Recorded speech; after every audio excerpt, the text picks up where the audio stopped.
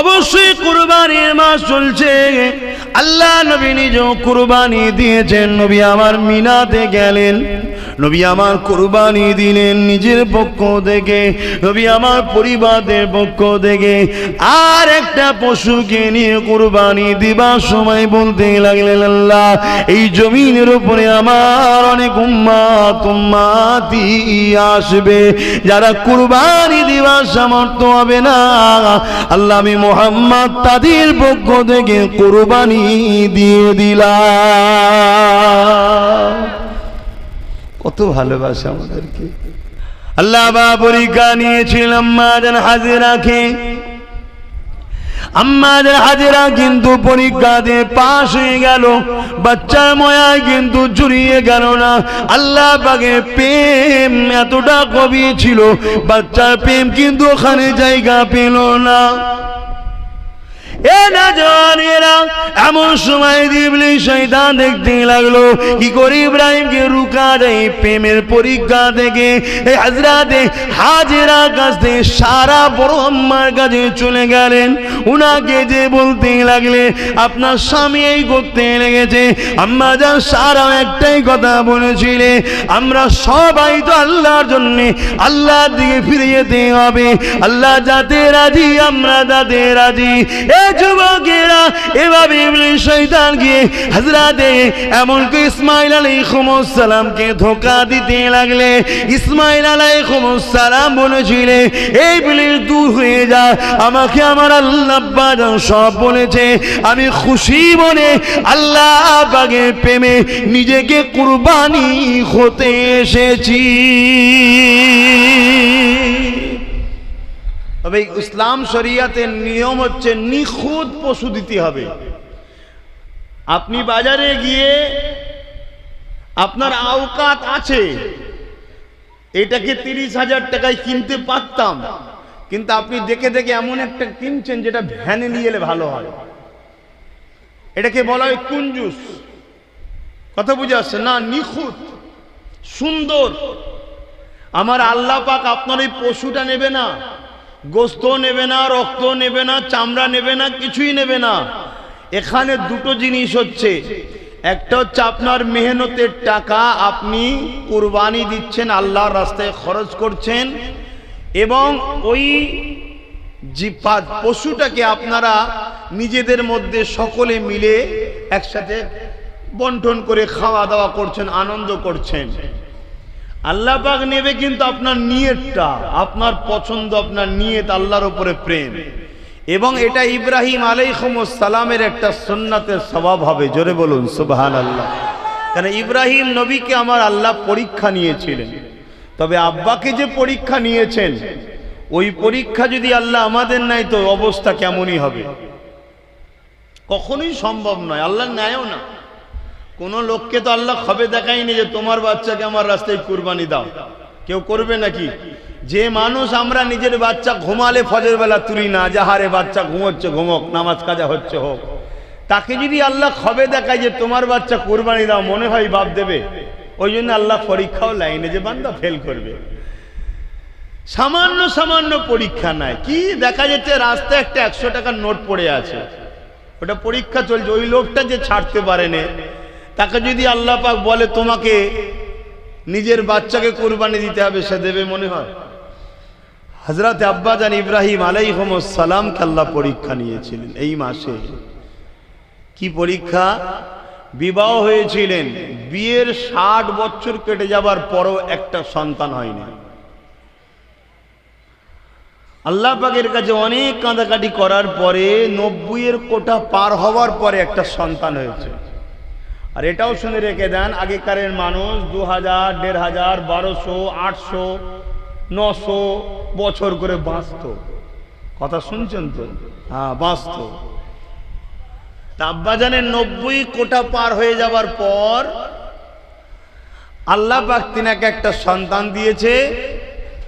সন্তানটা একটা ফুটফুটে চাঁদের থেকেও সুন্দর। জোরে বলুন সুবহানাল্লাহ। আল্লাহ পাক হুকুম করলেন, যাও তোমার বাচ্চাকে তুমি গিয়ে ওই এলাকায় রেখে আসো, বর্তমান যেটা কাবা শরীফ আছে ওখানে রেখে আসো। আব্বা জান হযরত ইব্রাহিম আলাইহিস সালাম প্রেম কাকে বলে শিক্ষা আমাদেরকে দিয়ে গেছে। মুসলিম জাতির পিতা হলেন হযরত ইব্রাহিম আলাইহিস সালাম। 1 বছর কেটে গেছে, হুকুম আসে না, অপেক্ষায় রয়েছে কবে আল্লাহ পাকের হুকুম আসবে। এমন সময় 1 বছর পর হুকুম এসেছে, হে আমার খলিল ইব্রাহিম, যা আমি আল্লাহ হুকুম দিলাম, তুমি তোমার বাচ্চাকে একবার দেখতে যাও, তবে মনে রাখবে কাছে যেতে পারবে না, দূর থেকে উটের পিঠে চেপে দেখবে। কি পরীক্ষা দেখবে! আল্লাহ আমাদেরকে পরীক্ষা নেবে না নেবে না, তবে আমাদেরকে এত কঠিন ন্যায় নেই, সামান্য একটু ন্যায়, এতে আমরা পেরেশান। আব্বা জান হযরত ইব্রাহিম আলাইহিস সালাম এই হুকুমটা পাওয়ার পরে উটের পিঠে চেপে হুজুর আমার রওনা দিয়ে দিলেন। দূর থেকে দেখতে লেগেছে হযরত ইব্রাহিম আলাইহিস সালাম নিজের বাচ্চাকে, 1 বছরের বাচ্চা ইসমাইল আলাইহিস সালামকে দেখে। জানটা বড় ছিঁড়াছিঁড়ি করে, কতটা দোয়া চাওয়ার পরে এতদিন পরে আল্লাহ পাক একটা সন্তান দিলেন। হুকুম আল্লাহ রেখে আসতে হবে, রেখে এসেছি। 1 বছর পর যদি এসেছি, কাছে যাওয়ার হুকুম নাই, যেতে পারবো না এবং বেশি গুণ থাকতে পারবে না। আওয়াজ এসে যায়, ইব্রাহিম রওনা দাও। আবার আব্বা জান দেরি না করে আল্লাহকে খুশি করার জন্যে আবার হুজুর আমার ফিরে আসলে।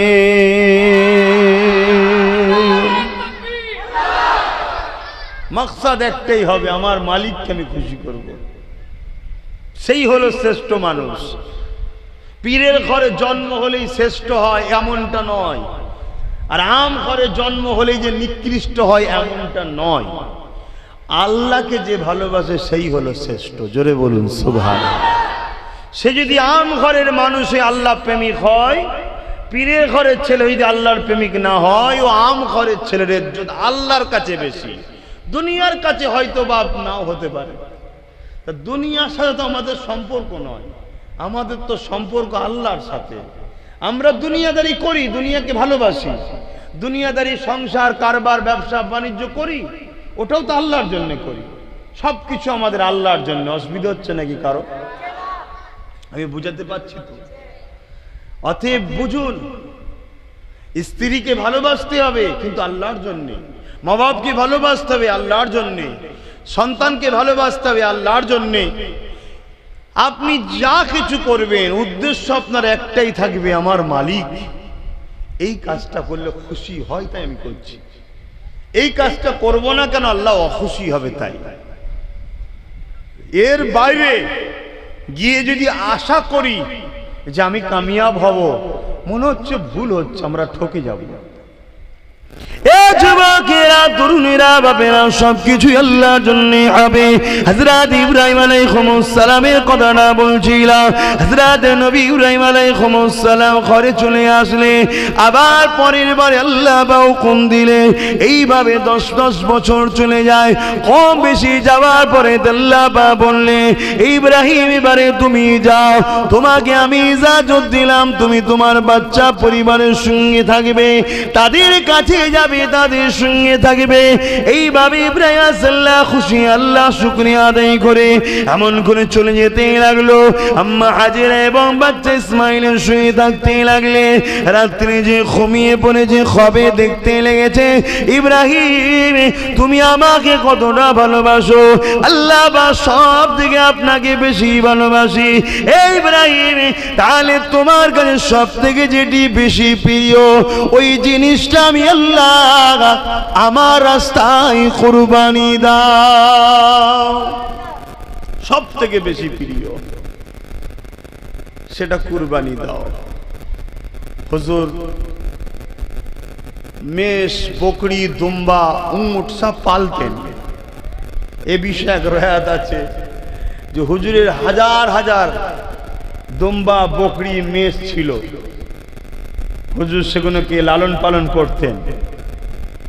বিজনেস করা হালাল না হারাম বলুন বলুন, ব্যবসা করা হালাল না হারাম? হালাল।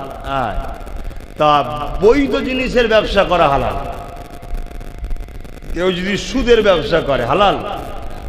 হারাম। কেউ যদি মদের ব্যবসা করে হালাল? হারাম।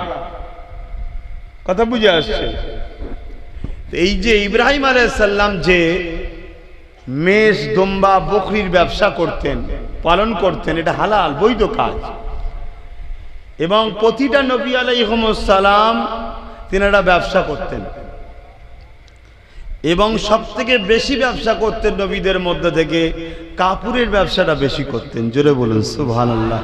এই জন্য কাপড়ের ব্যবসায় বরকতটাও বেশি, কাপড়ের ব্যবসায় বরকতও বেশি।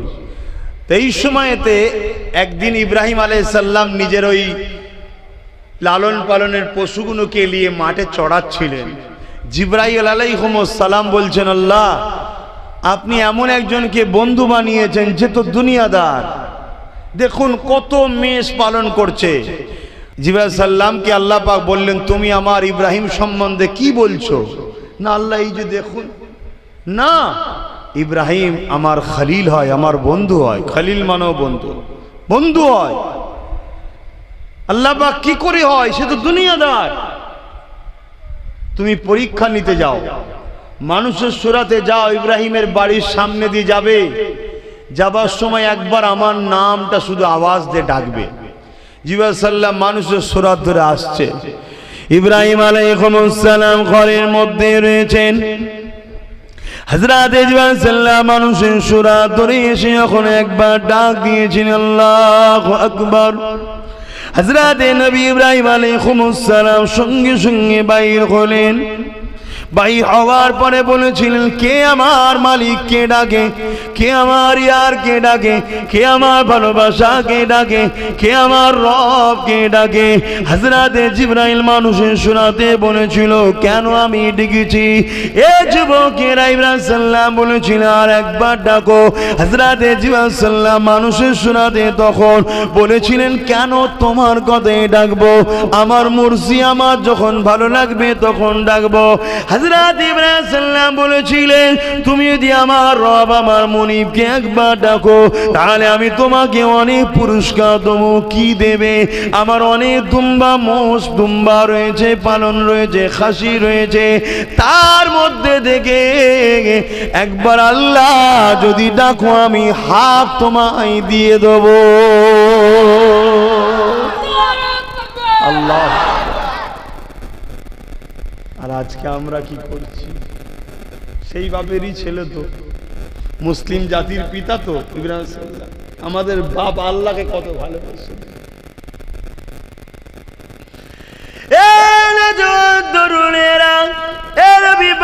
প্রেমিকেরা হযরত ইব্রাহিম সাল্লামের কথা শুনে হযরত ইব্রাহিম সাল্লাম অবাক হয়ে গেলেন। আল্লাহু আকবার বলে ডাক দিলেন। ইব্রাহিম সাল্লাম নিজে যত পশু ছিল তার মধ্যে থেকে আপ দিয়ে দিল। ওই পশুগুলোকে নিয়ে ইব্রাহিম সাল্লাম আগাতে লাগলে। এমন সময় আবার বলতে লেগেছে, আল্লাহ পাকের নামটা আর একবার ডাকতে থাকো। হযরত ইব্রাহিম সাল্লাম মানুষের শোনাতে তখন রয়েছে, এ আল্লাহ পাকের বান্দার, এবারে যদি ডাকি তুমি আমাকে কি দেবে বলো? আরো যা রয়েছে আমি সেগুলো তোমাকে দিয়ে দেব। এ নওজওয়ানেরা, হযরত ইব্রাহিম সাল্লাম ডাক দিলেন, বাকি পশুগুলো দিয়ে দিল। ইব্রাহিম সাল্লাম সব নিয়ে চলে যেতে লেগেছে। এমন সময় সাল্লাম যে বলতে লেগেছে, আর একবার আমার মাহবুবের নামটা নাও।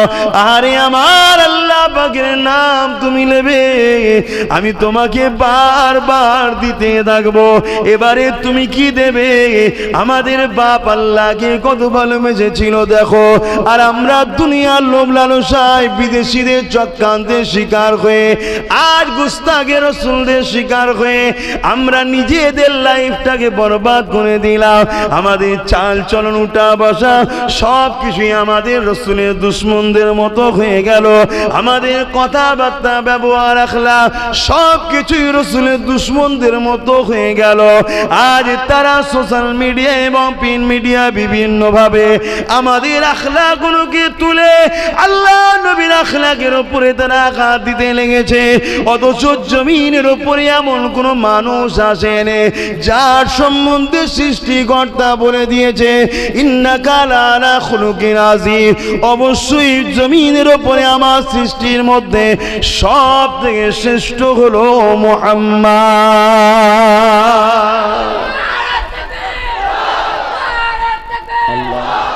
সেই নবীর উম্মত আজ আমাদের আখলাক দেখুন কেমন। লোক আমাদের দেখে নবীকে ছোট বড় কথা বলছে।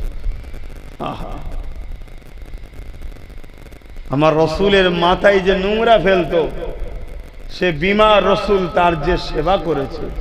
রসুলের রাস্তায় যে কাঁটা বিচতো, সে বিমার রসুল তার গিয়ে সেবা করেছে।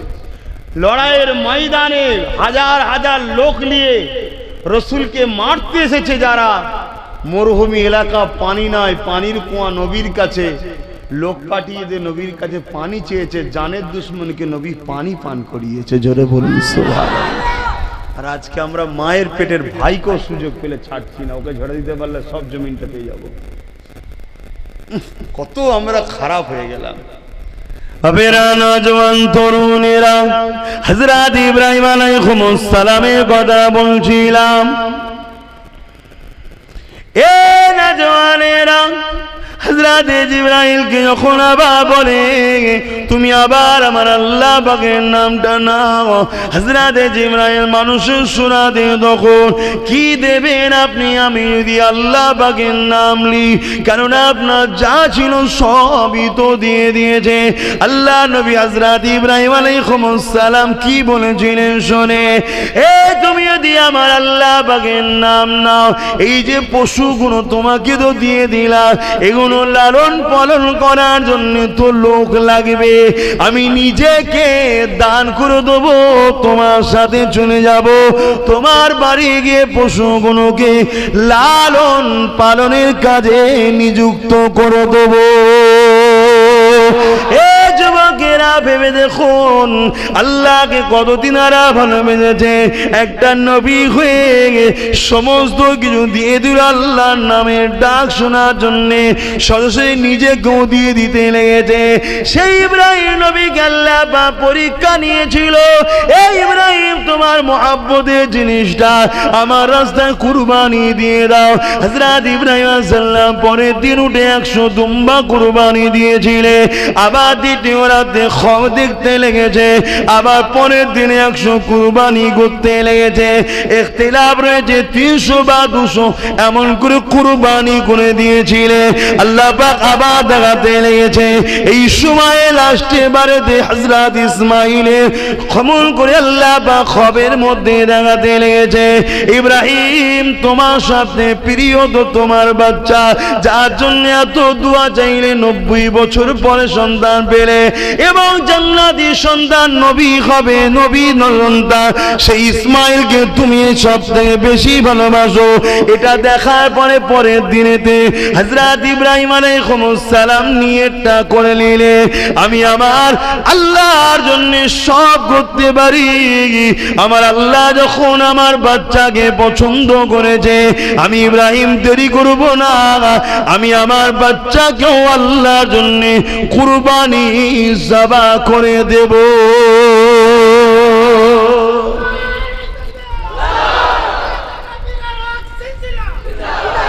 আমার সেকুলারের নামে সভ্যতার নামে মডার্নের নামে কেউ যদি আল্লাহ থেকে অন্য কাউকে প্রেম দেখায়, তাহলে সে আমার নজরে মানবরূপী পশু ছাড়া আর কিছু নয়। কেন তোমরা পশুগুলোকে খাও বলো তো? এগুলোকে এরা আল্লাহর থেকে বেশি বোঝে, কথা বুঝে আসছে না? তা এদেরকে আমার নজরে আমি মানুষ মনে করি না। কেন আমাদের মাকসাদ থাকবে একটাই, আল্লাহর প্রেম। আল্লাহ আমাদেরকে যখন প্রেম পরীক্ষা দিয়েছে, কেন আমার আল্লাহর প্রেমের কাছে পৃথিবীর কোনো প্রেম তুলনা তো দূরের কথা, হতেই পারে না। কেন পৃথিবীর সব প্রেমটা আল্লাহর জন্য হয়, আর সব কিছুটাই অন্য কোনো জিনিসের জন্য আল্লাহর প্রেম আমাদের কাছে নয়। আমাদের কাছে আল্লাহর প্রেমটা ডাইরেক্ট, আর আল্লাহর জন্য সবার উপরে প্রেম, ঠিক না বেটি? তাই আল্লাহর হুকুম, ইব্রাহিম নবী আল্লাহ যখন হুকুম করেছে আমার কোনো আপত্তি নাই, এটা হলো প্রেম। যে আরে বাচ্চাটা, আরে ইব্রাহিম কেমন লোক, নিজের ছেলেকে, এগুলো সেকুলারের নামে মানবরূপী শয়তান ছাড়া আর কিছু নয়, এগুলো সভ্যতার নামে মানবরূপী পশু ছাড়া আর কিছু নয়। আরে তুমি কি বোঝো? এই সৃষ্টিগুলো তো তোমার নয়, কোন সন্তান তো তার বাপের নয়, ওটা তো মাধ্যম একটা, সবটাই তো আল্লাহ। জোরে বলুন সুবহানাল্লাহ। সৃষ্টি তো আল্লাহ করেছে, সে যখন তার সৃষ্টিকে জবাই করার হুকুম দিয়েছে, আমি বাপ হয়ে আমার এত দরদ কিসে? আল্লাহর সৃষ্টি করেছে, তার বেশি দরদ না আমার বেশি দরদ? হ্যাঁ, আল্লাহর দরদ, তার সৃষ্টি। ইব্রাহিম আলাইহিস সালাম রেডি হলেন, কিন্তু মনের মধ্যে হলো একবার ছেলেকে জিজ্ঞেস করি। আমি তো নিয়েতে পাকা, কিন্তু ছেলেকে একবার শোনাই। নিয়েতে আমার নরণচরণ নয়, শোনাই। এটাও আল্লাহর ইচ্ছা। তোমায় কি বাচ্চা দিয়েছি তুমিও জেনে নাও ইব্রাহিম। তুমি একা আমায় ভালোবাসো তা নয়, তোমার বাচ্চাটাও আমায় ভালোবাসে, তোমার থেকে বেশি ভালোবাসে, তারও প্রমাণ হয়ে যাবে। জোরে বলুন সুবহানাল্লাহ। নাউজুবিল্লাহ, ভুল মানে নেবেন না। একজন জবাই করছে, একজন জবাই হচ্ছে, দুটো প্রেম কিন্তু আসমান জমিনের পার্থক্য। জবাই করাটা আর জবাই হওয়াটা দুটো এক নয়। যে তোমাকে আমি যে নিয়ামত দিয়েছি, আলহামদুলিল্লাহ, প্রেমের জায়গায় এ জায়গায় সব পরীক্ষায় তোমার থেকে আগিয়ে যাবে, সে যে পিছবে তা নয়, সেটাও তুমি দেখে নাও। আল্লাহ পাকের হিকমত আল্লাহু আলাম, আল্লাহ ভালো জানে। তা বাপ ইব্রাহিম আলাইহিস সালাম জিজ্ঞেস করছে, বাবা এই সব দেখেছি বাবা, আল্লাহ তোমাকে তার রাস্তায় জবা করতে বলেছে। ছেলে বলছে, আব্বা এ তো খুশির কথা, এতে দেরি কিসে? আমি তৈরি আছি, আপনি দেরি করবেন না। কেন? আল্লাহর হুকুম, আল্লাহর হুকুমে কখনো মানে কি বলে, গাফলতি করা, অবহেলা করা, ঢিলেমি করা উচিত নয়। চলুন। আল্লাহ নবী হযরত ইব্রাহিম আলাইহিস সালাম আল্লাহ পাকের শুকরিয়া আদায় করলেন। আল্লাহ, এত সুন্দর একটা সন্তান আপনি দিয়েছেন। এখানে আর একটা বিষয় হতে পারে যে এত সুন্দর বাচ্চা জানার পরও ইব্রাহিম কি কোনে জবাই করবে? যে বাচ্চাটা আল্লাহর জন্য এত প্রেমিক, তাকেই আবার জবাই করতে হবে, এটা একটা বড় পরীক্ষা। হযরত ইব্রাহিম আলাইহিস সালাম স্ত্রীকে বললেন, বাচ্চাকে সাজিয়ে দাও। সাজিয়ে দেওয়া হলো, সাথে করে নিয়ে রওনা দিলেন, মিনার দিকে যেতে লেগেছেন। এমন সময় ইবলিস শয়তান এসে আম্মা জান হাজেরাকে ধোঁকা দিতে লেগেছে। এ হাজেরা, তুমি কি জানো তোমার স্বামী তোমার বাচ্চাকে কোথায় নিয়ে গেছে? এটা তো আমার জানার প্রয়োজন নয়, কেননা সে তো তার আব্বা হয়, সে কোথায় নিয়ে যাবে আমি কেন জানতে চাইব? এ হাজেরা, তুমি শোনো, তোমার বাচ্চাকে ইব্রাহিম জবা করতে মিনায় নিয়ে যাচ্ছে, কেননা তোমার স্বামী ধারণা হলো আল্লাহ পাক নাকি তোমার বাচ্চাকে তার রাস্তায় কুরবানি করতে বলেছে। আম্মা জান হাজেরা কি উত্তর দিয়েছিলে? আম্মা জান হাজেরা বলেছিলে, পৃথিবীতে অনেক বাচ্চা রয়েছে, কারো বাচ্চাকে আল্লাহ পছন্দ নয়, হাজেরার বাচ্চাকে আল্লাহ পাকের পছন্দ হয়। এতে হাজেরা বড় নিজেকে সৌভাগ্যবান মনে করে।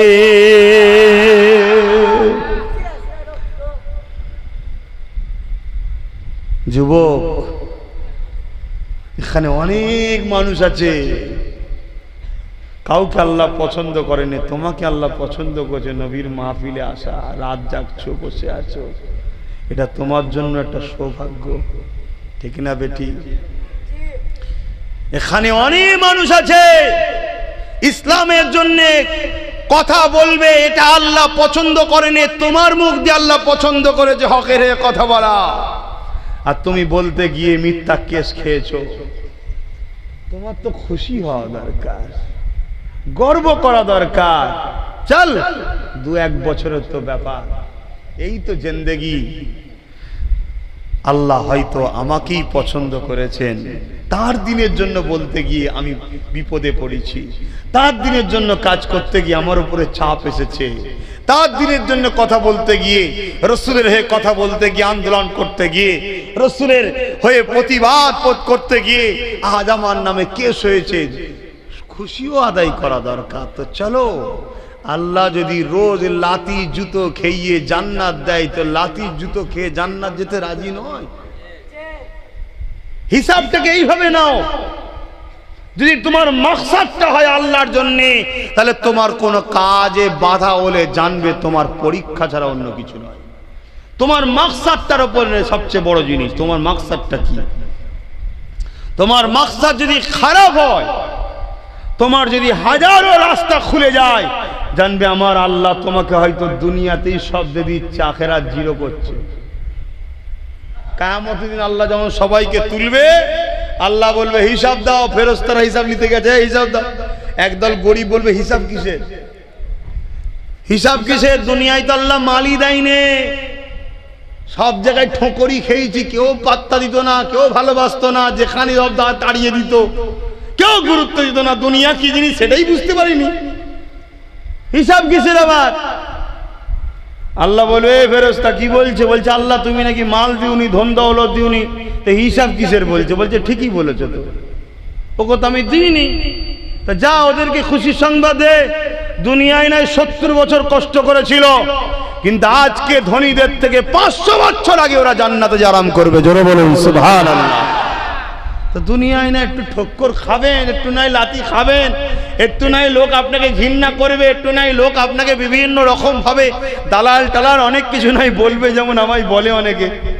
তো কি হয়েছে, আপনার মাকসাদ যদি আল্লাহ থাকে, রাসূল থাকে, আপনি আগে যান। আজকে আপনাকে চেনে নে গালি দিচ্ছে, কাল আপনার কাছে সে আসতে বাধ্য হতে পারে, আজ নাও আসে, আপনার তসবিতে নাই, কারণ আপনি তো কারোর জন্য করেন না, তো কারো কাছে যাবেন কেন, আপনি তো করেছেন আল্লাহর জন্য। তাহলে আপনার তো টেনশন কি, যে কে আসছে, কে যাচ্ছে, কে থাকছে, কে থাকছে না, কে কি বলছে, কে কি বলে না, ও তো আপনার টেনশন কিসের। আপনার লক্ষ্য যদি আল্লাহ থাকে, রাসূল থাকে, 500 বছর আগে জান্নাতে দেবে, তারা জান্নাতে গিয়ে আরাম আয়েশে আনন্দ ফুর্তিতে থাকবে। দুনিয়া তো ধোঁকার জায়গা, লোভের জায়গা, কষ্টের জায়গা, জান্নাতের শান্তি শেষ নেই। এ যুবকরা, বিশেষ করে তোমাদেরকে বলি, যে সব যুবকরা তাহাজ্জুদের নামাজ পড়ে, রাত্রিরে উঠে মাথা নত করে, হ্যাঁ আব্বাস সিদ্দিকী পড়ে না তো কি হয়েছে, অনেক যুবক আছে তাহাজ্জুদের নামাজ পড়ে। আহারে তাদের মর্যাদা কত, তাদের সম্মান কত, আহা, তাদের জন্য জান্নাতের হুরেরা, জান্নাত, গাছপালা, ফল অপেক্ষায় আছে, যে কখন তুমি আসবে আমায় খাবে। জোরে বলুন সুবহানাল্লাহ। তো ভাইরা আমার, তো ওই সময়তে আল্লাহ পাক তাদেরকে আগে জান্নাতে দেবে। তো দুনিয়ায় যদি আমার আল্লাহ আব্বাস সিদ্দিকীর জন্য এই সিস্টেম করে দেয়, যে হারা তোকে আমি দুনিয়ায় কিছুদিন কষ্ট দেবো, লোকের কাছে একটু বেইজ্জতি করব, তোর নামে কিছু মিথ্যা কেস হবে, তোকে কিছু লোক গালিগালাজ করবে, তোর আপনজনরা তোর বিরোধী করবে, তোকে যারা ভালোবাসবে একদিন তারা তোর পিছনেও ধোঁকা দেবে, নানা রকম ভাবে তোর উপরে টর্চার হবে, তুই আমার জন্য করতে যাবি, নানা রকম বাধা আসবে, কিন্তু এই সবের বিনিময়ে আব্বাস তোকে আমি জান্নাত দেবো।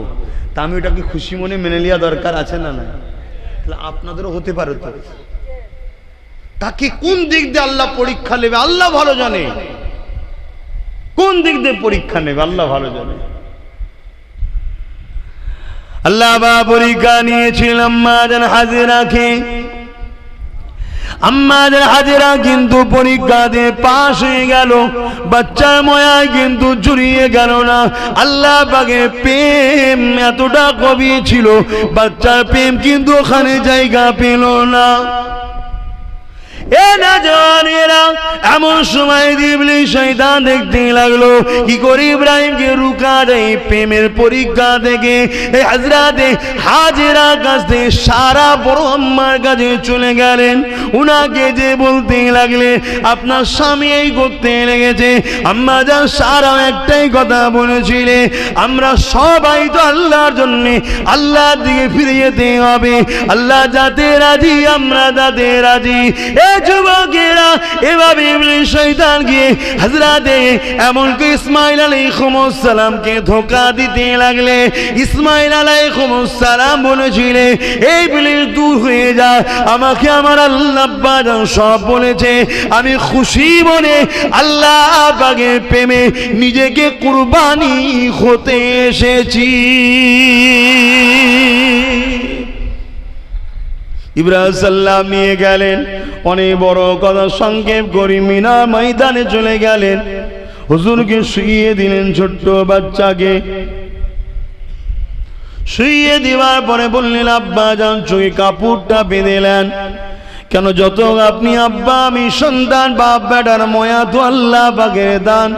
না জানি আপনার জবাই করতে গিয়ে হাতটা যদি কেঁপে যায়, আর আল্লাহ যদি বলে, ইব্রাহিম রে কেমন তুই আমায় ভালোবাসলি, আমারই দিওয়া নিয়ামতকে আমার জন্য জবাই করতে হাত কাঁপলো কেন? কি বাচ্চা! আর আমাদের বাচ্চা হলো তো ইট মেরে মাথা ফেটিয়ে ফেলতো আমাদের। গরুগুলো গুঁতোচ্ছে, অনেক গুঁতোবে না।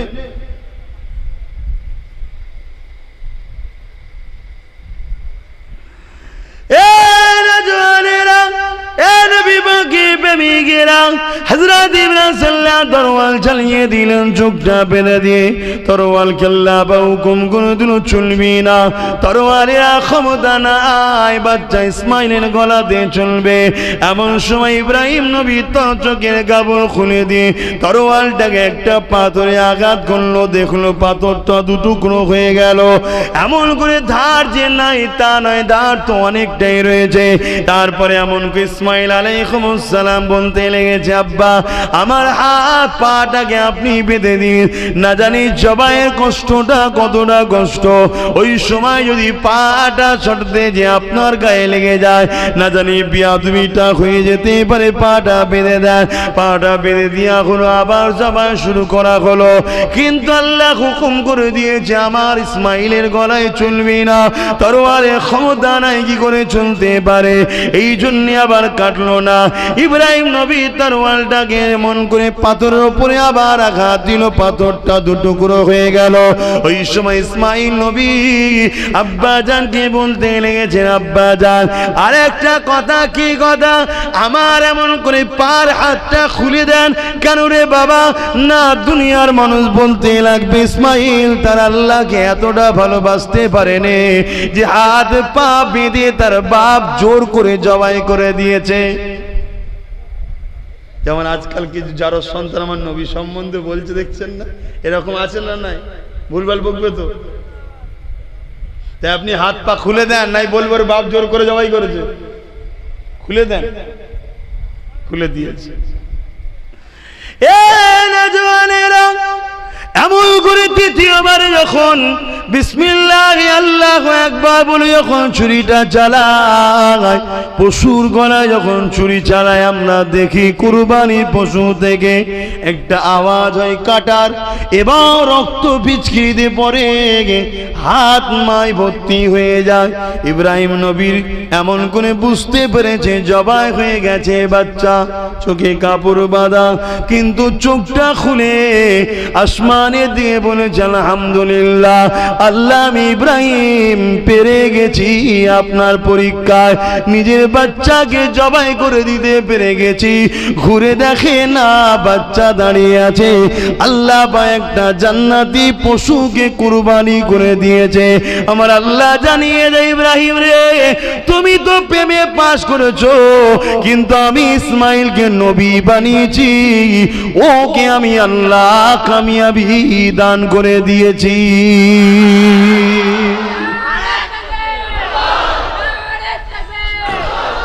সেই রেওয়াজ থেকে আমাদের এই কুরবানি চলে আসছে।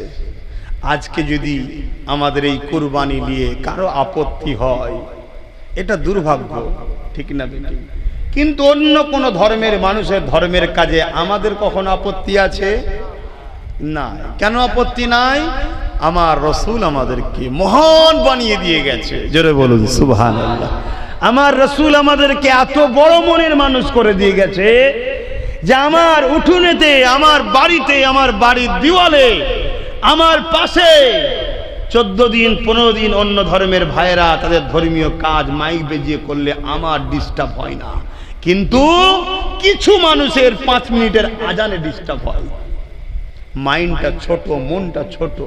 আমার রসুল আমাদেরকে এত বড় মনের মানুষ করেছে, এত বড় মনের মানুষ আমাদেরকে রসুল বানিয়েছে। মুসলমানের ছেলে মেয়েরা, তরুণেরা বিদায় নিবার আগে আমার রসুল পাকের একটা কথা বলে যায়, তরুণেরা অবশ্যই কুরবানির মাস চলছে। আল্লাহ নবী নিজেও কুরবানি দিয়েছেন। নবী আমার মিনাতে গেলেন, নবী আমার কুরবানি দিলেন নিজের পক্ষ থেকে, নবী আমার পরিবারের পক্ষ থেকে। আর একটা পশুকে নিয়ে কুরবানি দিবার সময় বলতে লাগলেন, আল্লাহ এই জমিনের উপরে আমার অনেক উম্মতি আসবে, যারা কুরবানি দিবার সামর্থ্য হবে না, আল্লাহ আমি মুহাম্মদ তাদের পক্ষ থেকে কুরবানি দিয়ে দিলাম। কত ভালোবাসা আমাদেরকে। তরুণেরা, সেই নবীকে ভালোবাসো, সেই নবীর কথা মেনে চলো, সেই নবীকে মডেল বানা, সেই নবীর দিকে আগে আসুন, যিনি তামাম জিন্দগিটা তোমার আমার জন্য আল্লাহ পাকের কাছে কেঁদেছে, তিনি তামাম জীবনটা তোমার আমার নাজাতের জন্য আল্লাহ পাকের কাছে কেঁদেছে। যখনই কেঁদেছে চোখের পানির কারণটা কি? আর রাসূলুল্লাহ নবী আমার বলেছেন, আমার উম্মত উম্মতি, আমার উম্মত উম্মতি, আমার উম্মত উম্মতি। এ যুবকেরা, তরুণীরা, আব্বারা, আজ আমরা আমাদের কর্মের দোষে আমার নবীর দুশমনরা আমার নবীর বিরুদ্ধে বলার সাহস পায়। আজ আমাদের গাফলতির জন্য আমার নবীর দুশমনেরা আমার নবীর বিরুদ্ধে কথা বলতে সাহস পায়। অথচ সিদ্দিক আকবর যখন তামাম পৃথিবীর অর্ধেক পৃথিবী যখন এমন কোন ইমাম হয়েছিলেন, অর্ধেক পৃথিবী যখন শাহ হয়েছিলেন, অর্ধেক পৃথিবী যখন খলিফা হয়েছিলেন, অর্ধেক পৃথিবী যখন পাওয়ারটা পেয়েছিলেন, ওই সময় মুসাইলামাতুল কাজ্জাব বলে একজন খাতমে নবুয়াতের বিরোধী করেছিল। হযরত আবু বকর সিদ্দিক এমন করে 10,000 যুবক সাহাবাদেরকে নিয়ে বুকে তাজা খুন ঢেলে দিয়ে মুসাইলামাতুল কাজ্জাব তার 90,000 সৈন্যকে চিরতরে জাহান্নামে পাঠিয়ে দিয়েছিল। আজ আমরা এমন করে চলছি দুনিয়া জমিনে, আমাদের চালচলন, ওঠা বসা, কথাবার্তা সব কিছুই রাসূল ইসলামের বিরোধী হতে লেগেছে।